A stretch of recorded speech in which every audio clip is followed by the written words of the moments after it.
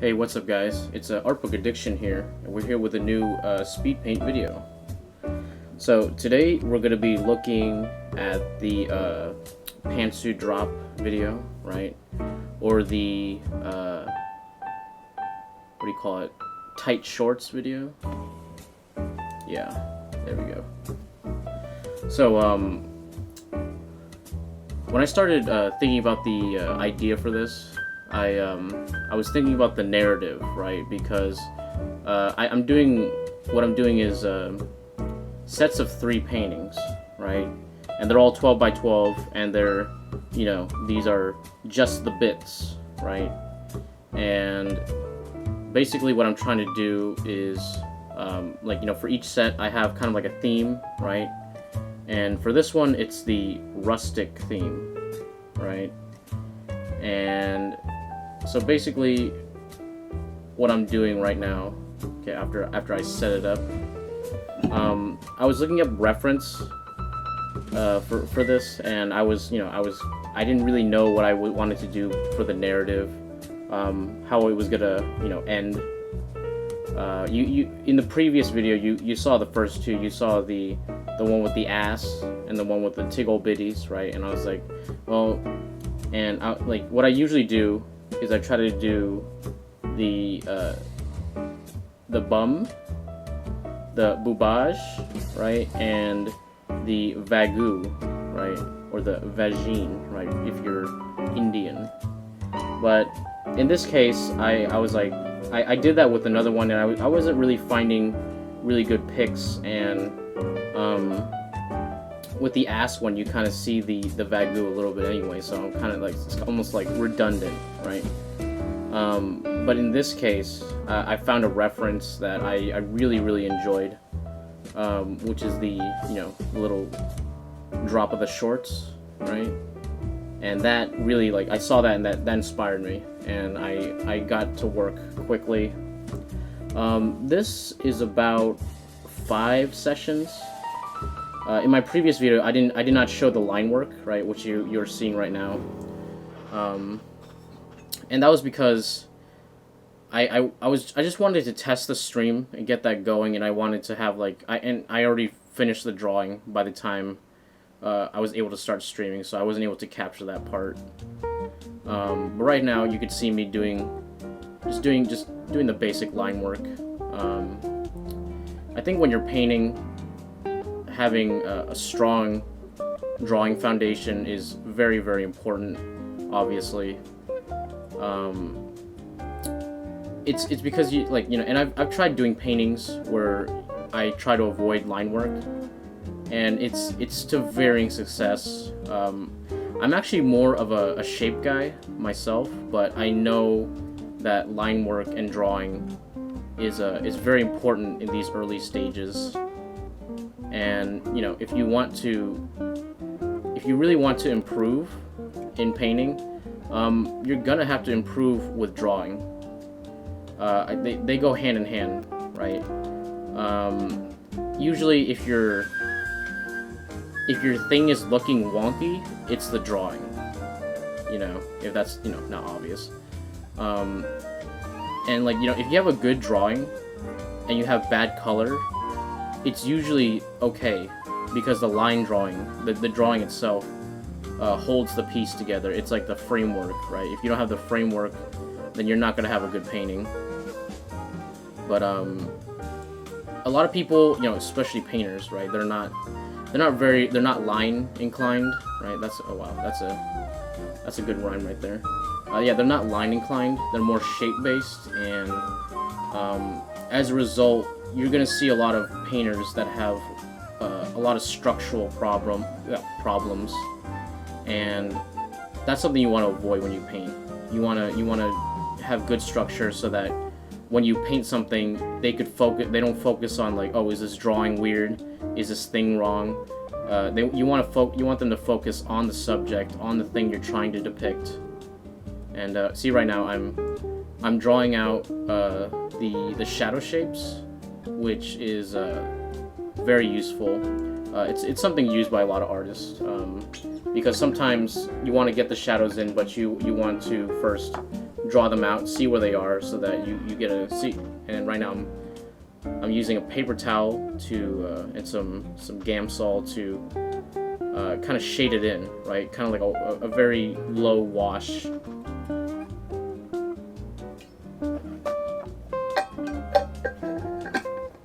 Yeah, sorry, I had to take a sip of water. Well, yeah, you can see right now I'm just kind of shaping it out, right? Once I like to put down the line work, I use a paper towel to kind of like feel it out with my finger, and that's more using shape, right? So you use a combination of shape and line to really get the results you want. I know my line is like, you know, it's relatively correct most of the time, but you know, I gotta measure. You see what I'm doing right there? When you see my brush like really close to the camera, that's me, you know, measuring an angle, right? I think doing angular measurement is much more accurate than, you know, just trying to draw the shape as it is, because a lot of the times a shape's gonna look very complex. For example, like a curve, but a curve is actually just a bunch of flats. You know, so it's actually better to shape it out with the line, right? Get the angle, and you do an angled, what do you call it? You do an angled measurement, yeah. Instead of a curve, right? You do like line, and then it becomes a curve, and then later on you could kind of fix that curve afterwards and soften it. But if you get that wrong in the first place, then it's gonna look weird, and it's gonna look, and you're not gonna know why, because it's a curve, and it's too many points of start and stop for you to really accurately tell. But with the angle method, I think it really makes things easier. And then afterwards you could, you know, like I said, fix it up. See right here, I'm kind of like curving things out a bit. Yeah, there you go, see? Curving it out, making it look better.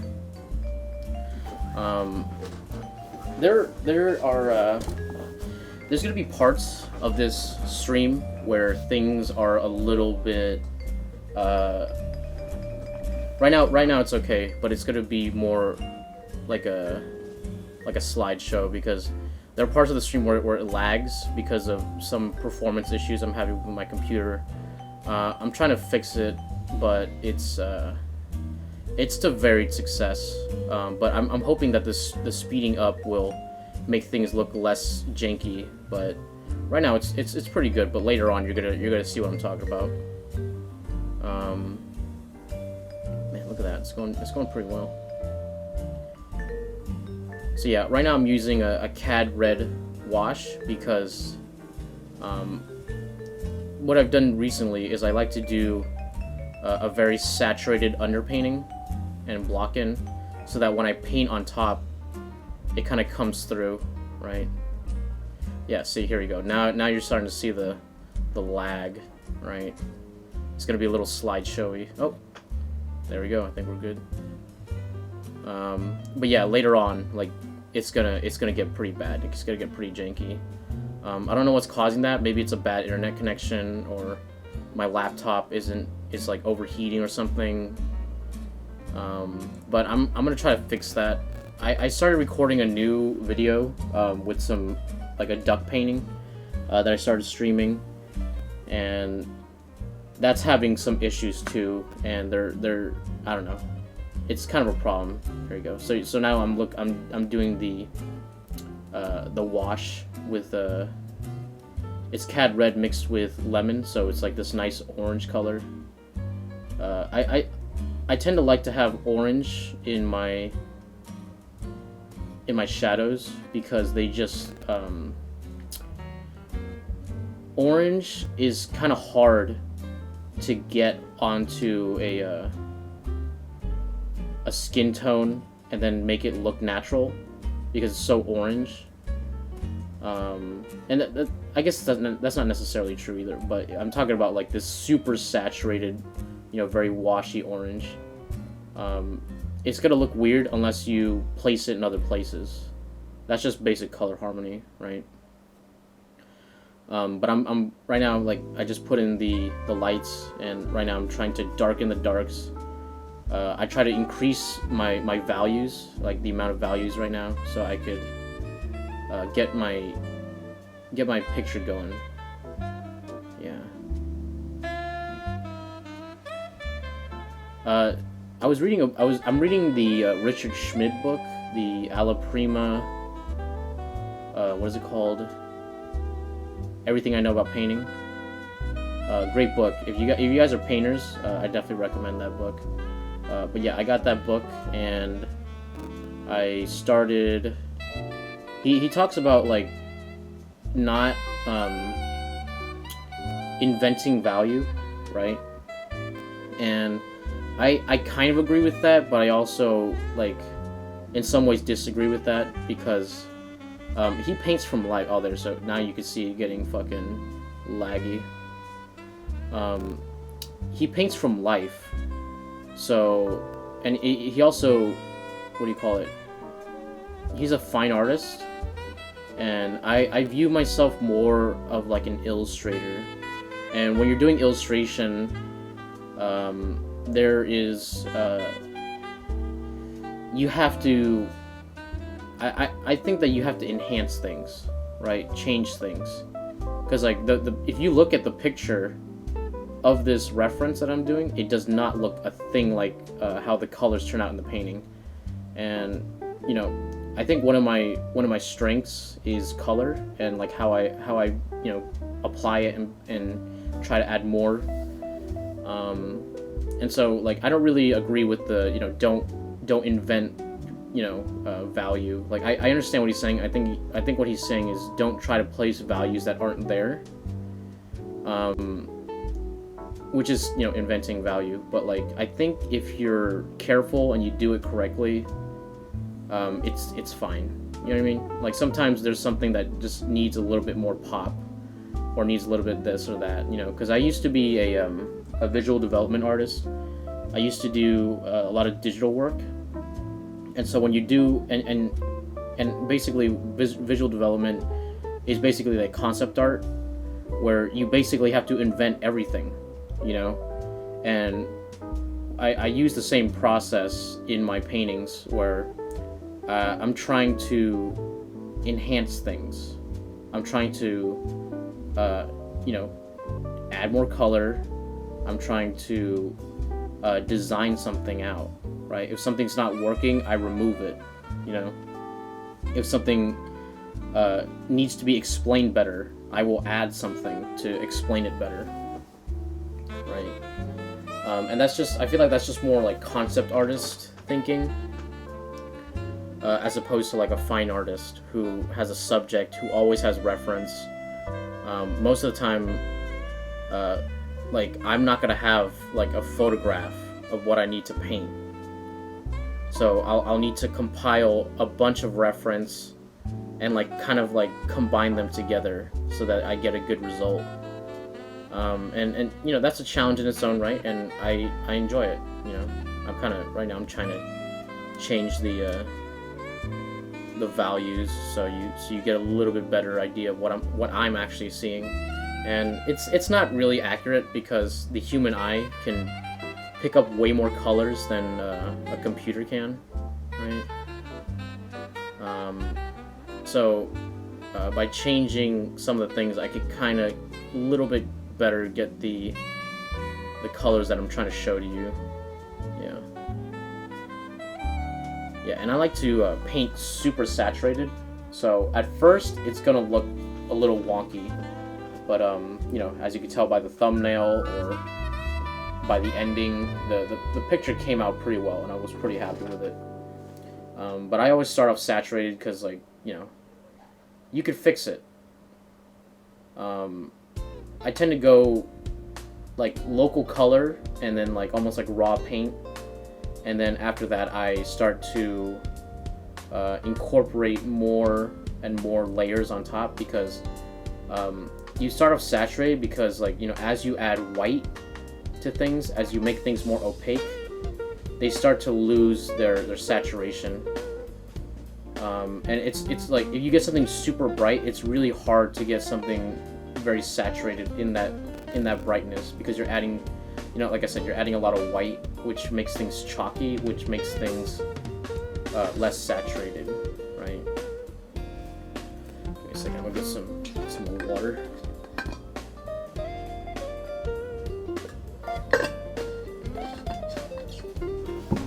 Like I said previously, this won't be affecting my art book addiction content. I just wanted to expand what I'm doing in the channel, and I wanted to include more of my own work, because I'm talking a lot about art, and I'm talking about like my opinions on art, and I'm talking about like, you know what I mean, and I wanted to just be like, I am myself an artist, so one, I want to have a little bit more credibility, and two, I want to be able to show what I can do myself, and I want you guys to see my products. Eventually, I want to open an online store so that you guys can buy some prints of my work. That's kind of like the big goal right now with getting myself out there, because right now it's COVID. I ain't got no job. I ain't making shit, but I'm a hard worker, and I want to, grind it out, right? And I really want to see this platform, like business via platform, make it through. And it's gonna be hard at first. I have a very low, I have a very niche content, but I think there's an audience for everyone out there. So I'm doing my own thing right now, seeing how that goes, and I think it's working, because there's not really many channels that are doing what I'm doing. Yeah, you see that I'm adding that nice purple, that violet, what do you call it? That violet in the shadow. It's funny, I just thought of something like that, like, what was it? Whoa, dude, that's a past memory. I had a teacher who, for my color design class, who, she hated the word purple. Apparently purple is not a real color. Purple is, like a word that was created to talk about violet. And it was like made by like Crayola or something like that. And she hates the word purple, right? So whenever I'd say purple in the class, she like glare at me, and I'm like, oh, sorry, violet, so yeah, purple is a dangerous word for me to say, but you know what, dude, I'll say it, dude. I like purple. I like the word purple. And she's like, oh man, it's too bubbly. It's like a kid word, right? It was made by Crayola, and I'm like, I don't care, dude. I grew up with purple. Purple is purple, dude. Purple exists, dude, and so I'm gonna say purple. And so what do I say? I say purple. I almost never say violet. Like, unless I'm like referring to a specific like color temperature or something, I'm gonna say purple.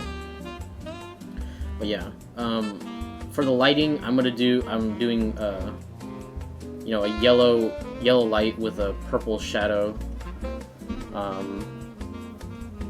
This painting's gonna change a bit later on structurally, but right now I'm just, getting the paint in, getting that background. See, once I get the background in, things look a lot more natural. So that's why I'm not really concerned about when I paint things super saturated. I'm just trying to cover the canvas so that when I start applying paints, it's gonna be easier to work with. I guess I should talk about wood and, like, using wood panel when you paint. I use wood panel, obviously, for when I'm painting. This one in particular.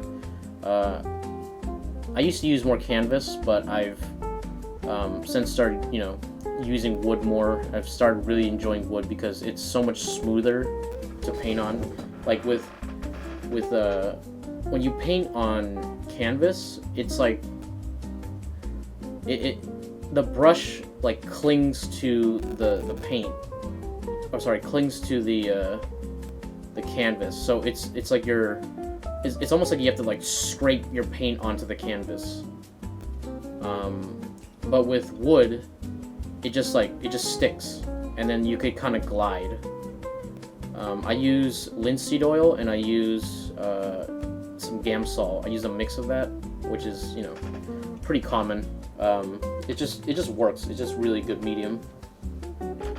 I do that, and as a result, like on the wood, it just glides, man. It's just so much easier to cover a lot of area, and I think that's the best method, honestly. I've just been really enjoying that. Yeah. So right now, I was looking at these pants, and I'm like, man, these pants are just shooting out at me. So I started adding some more greens to it because, you know, when you have a colored light and you have an object, right? This will be talking about like color temperature. Let's say you have like these blue shorts, right?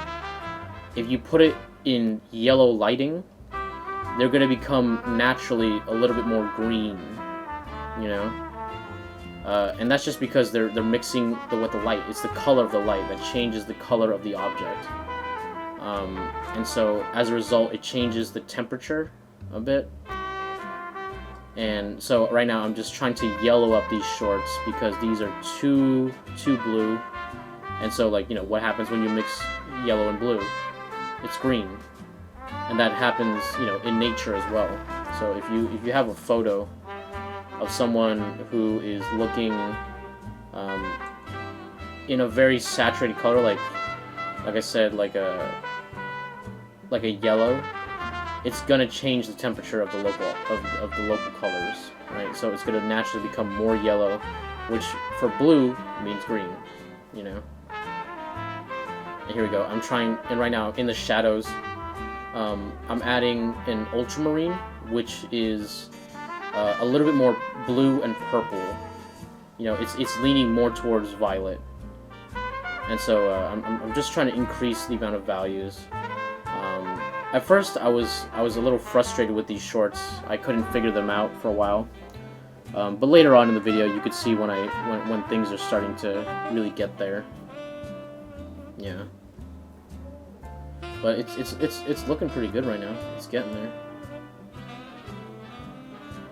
So yeah, in general, when you're painting, you want to first paint very thin, and then on top of that, paint thick, right? And like as you work up, increase your thickness of your paint. If you don't know what that means, it's just basically like you know, you have paint thinner and you have your paint, and the paint usually is thicker, and then you use the paint thinner to kind of thin it out, right? That's what you do when you're doing like a wash, or you're doing a paint, what do you call it, a drawing, right? So when like in the beginning of this video, I painted with that red color. That's very washed down cadmium red, because if you paint too thickly, it's gonna start mixing when you paint on top, and that's not something you want, right? So yeah, let's see. Let's see, how far are we?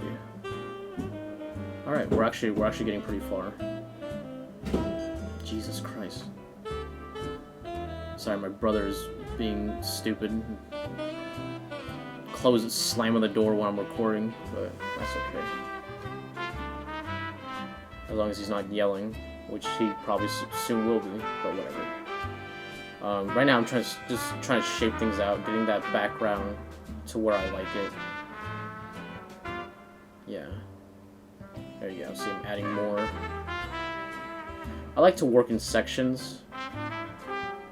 You know, I either focus on the shorts, focus on the skin tone, or focus on the background.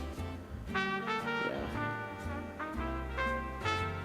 And so when I'm working on stuff like this, I get to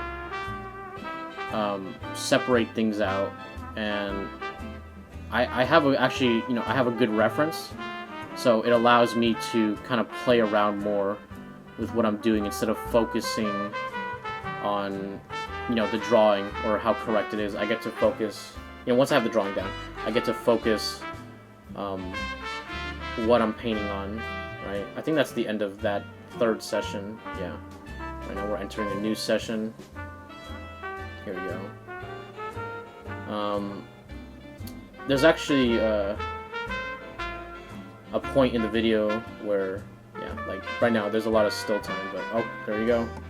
Here it is. It's the slideshow. I was gonna say slideshow. See, now I'm adding more yellows in because I thought it was like it needs more color harmony with the background. It needs to feel like it's placed in this environment.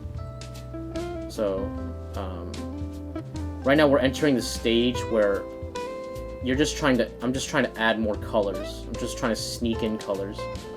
A teacher once said that, like, you know, when you're painting, you wanna insert as much color as possible.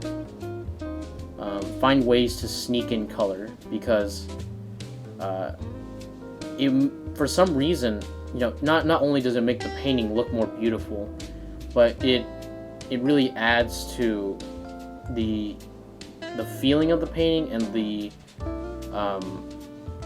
I wouldn't say realism, but like I feel like the way your eye views things, right? Because like the eye can catch so much color, and like if you take a photograph of something and you compare it to like how you see it with your eye, you're gonna notice that there is way more color than, here we go, here's the slideshow. This is something I hate. My next video is probably gonna have a little bit of a slideshow as well, but you know, can't control that because sometimes the stream is good, sometimes the stream is bad. I record outside in my patio, which is far away from my my router, and so, you know, I get, like, see right now, see I'm getting good, and then like it gets laggy, and sometimes it's good, sometimes it's bad, which really sucks because I drop a lot of frames, and it's stupid because my phone actually does way better than my laptop, which is just irritating. But I'll figure it out. You know, like we're gonna do a couple of these videos. Eventually things are gonna click, and I'll get it right. Maybe I'll have to buy something that will allow me to have better internet for my area. But for right now, it's okay. I've been having mixed results, but it's okay. Yeah. Yeah, my laptop is not the best, but you know, I like to do things on a budget, right? I like to get materials cheap. I like to get you know, my panels cheap. I'm a very discount painter, right? I guess not in like skill, but like in what I purchase. I guess maybe, like, you know, depending on your taste, maybe I am a discount painter. But I like to get the cheapest paints. I like to get the cheapest, you know, because like even if they're cheap, they're gonna be expensive, right? Every time I go to the art store, I know at the very least I'm gonna spend $50, and you know, that's, if you're an artist, you're probably, oh dude, that's cheap, bro. You know, because the amount I have to spend on certain shit is just ridiculous. But I like to keep the cost down, basically. I'm of the mentality that it's not the tools, it's the artist. But that being said, tools, you know, changing some tools, upgrading a bit does help. It does help. Like, you know, once you have the skill, there are things that could block you, like your tools. But once you've gotten that good skill level, you can start bringing in better tools, and you know, they will help significantly. But having good tools does not necessarily mean that you're going to be a good artist, or you know, you're going to make good art. But you know, it's all about practice. It's about the progress. It's about the artist's journey. There you go. You can see me using the palette knife. I'm really trying to improve with the palette knife. Speaking of tools, that's a tool that I don't use that often, and I think that I really need to start using it more. to improve my work. So right now I'm adding the stitching, right? And so like if you're drawing fabric or if you're doing like folds or something, this applies to digital as well. If you're doing this, you could use these seam lines to really add structure and form to your painting or drawing or whatever, right? Back when I did more concept art, I would often use a seam line to show the character's form a little bit better. Yeah, you can see my mom kissing the cat, you know, because my cat likes to hang out with me when I paint. He's under the table. If you see the table right there, he's right underneath it. He usually hangs out while I paint, and it's just fun because I love him and he just wants to hang out. So, and thankfully he doesn't disturb. Oh my god, one time I was doing a painting and he knocked over the painting, and that thankfully it landed painting up, right? But there was a chance it would have fallen and landed painting down, and if that messed up the painting, oh boy, I would have beat his ass. Okay, not really, but you know what I mean? I would have beat his ass, bro. Oh my god. Like, I worked so hard on that painting, and then I just imagining it, like, just go away in, like, an instant, or, like, it messes it up, I'd be so pissed.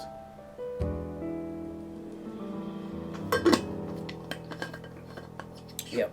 Yeah, we're entering a slideshow. I hate that. I really, really hate when it goes into slideshow mode.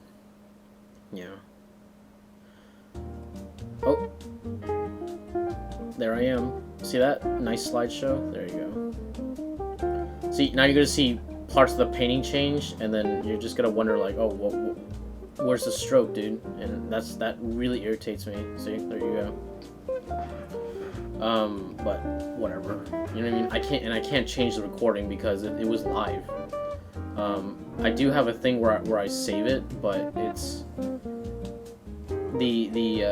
I use OBS, and the encoder still, after everything is recorded, it still has the lag, which I'm like, well, then what's the point? You know, I thought by recording I avoid having lag in the footage, but it still lags, it still drops frames, and you know, can't do nothing about it, but that's okay, right?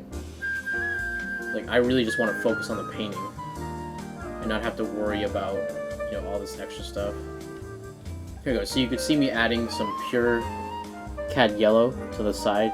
Like I said, yellowing it up even more, and just trying to increase the amount of colors, get that highlight really bright, increase my values so that I could get that focal point, right? To me, the focal point is the cast shadow on the leg on the right side. So I really want viewers to look at that spot. So I try to make it as high contrast as possible, with color, with value, so that people look right there. You know, like, oh, right there. For a while there, it was kind of competing with the shorts, and you know, the focal point doesn't need to necessarily be the first thing you look at, because I think if you look at this painting from far away, you're gonna see that it is you're gonna look at the blue shorts first, just because of the temperature difference. But you know, later on, it's gonna become less sorry. You could look at the shorts first, and then like it could lead you to the focal point, which is, you know, the legs. Oh, sorry, the shorts. Like, you look at the shorts first, and then you look at the legs. Here we go. Now I'm starting to paint. So you go. I started adding some more alizarin crimson in the shadow, and I was like, you know what, dude? I'm just gonna make this all this nice, cool red, because I just think it looks better. Yeah, and I think that really helped the painting. Look at that. So right now, there's gonna be like a kind of a like large pause at some point, and that's because the boy, the cat, my cat, you see him, he got stuck in the tree, and I had to climb up and try to retrieve him. Like, there you go. See, you see me going like, where the fuck is he, dude? Because he was outside and he was screaming. He was going, and I'm like, where the fuck is he? I thought he was in the neighbor's yard, and he wasn't there. And I kept hearing it, and then I looked up, and I found him stuck in the tree at a very, very, very high spot. And I was like, even with a ladder, I can't get him. So I pulled out the ladder, I went up, and I tried to retrieve him, and he was like another, like I could add another ladder, and I still wouldn't be able to reach him. But he was screaming and yelling, he's like, meow, meow, meow, meow, and I was like, oh my god, dude. I was like, come down, come down. I told him, like, just jump, bro, just jump.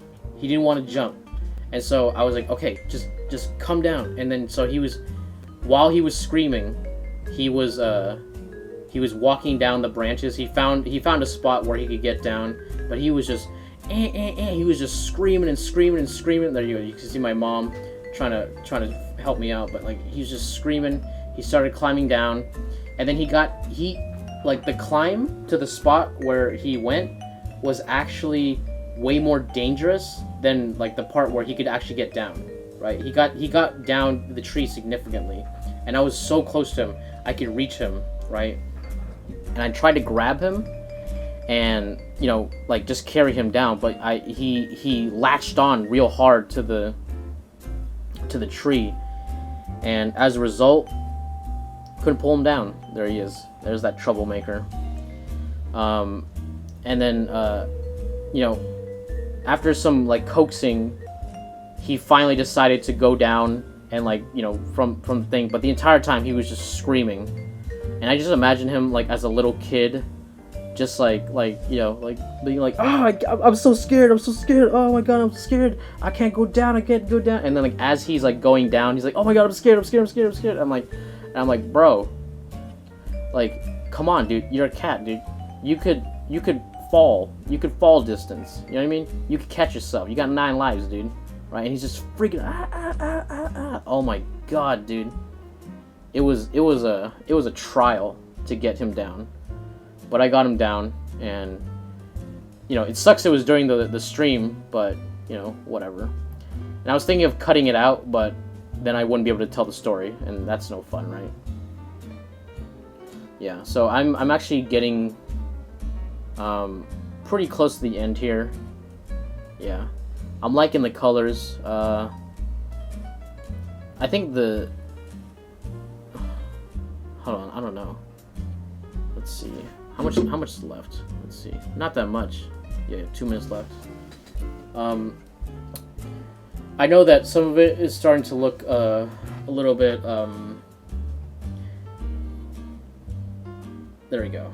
Okay, I do work on the shorts more. Yeah. It was looking a little flat on the shorts, so I increased the amount of values there. I had to make certain things darker, certain things lighter. But overall just darker so that the forms show up better. When a painting dries, it becomes a little bit more bleached out, right? And the color, the saturation decreases, but that's just because the paint is drying. But I apply varnish later, so when you apply varnish, it brings back the brilliance of the paint, and as a result, like the colors just saturate. It's like as if you're looking at like a dry sponge, and then you put water onto it, and then it just like soaks up and it comes to life again. That's what varnishing does for a painting, and I paint knowing that I'm gonna varnish later, so like if there's something that it's like it's to this or it's to that, I put in my mind the varnish, and like I'm like, oh, okay, well that's gonna show up better in the varnish. You know, right now I'm finalizing. Yeah. You can see I'm finger blending, right? When I start finger blending, oh, there you go. That's basically done. It's basically done. You can see me signing it right now. I usually save the signature to the very end, obviously, like most artists. There you go. You can kind of see it. There you go. For a quick sec. Showing it to the camera, showing people what I see. There you go. And that's it. Yep. That's the end of this speed paint. I was really happy with the results. Nope. Let's go back. Let's go to the end. Yeah, that's fine. Yeah. And so, you know, I'm pretty happy with the results. I think the painting turned out pretty well. I still need to varnish. There's still some stuff that once I put the varnish in, it looked way better. And the colors in this and the values in this camera are a little bit off, but it's basically there. You know what I mean? You can kind of see. It's not this super saturated, but in the final, it looks way like this color is like way different. But like I said, the camera, computers, they can only capture so many colors, and they're not gonna look exactly naturalistic. But I think at the end here, I'll probably post a better photo of my final product, right? And you guys will get to see that. But I think with all that said, I think I'm going to end the video here, guys. Please, if you like the video, please leave a like. You know, subscribe if you're not subscribed. Right? Leave a comment. Tell me how you guys feel about this content, about my speed paint, about my work. You know, ring the bell for notification. All that bullshit. I'll catch you guys on the next one. Thanks a lot.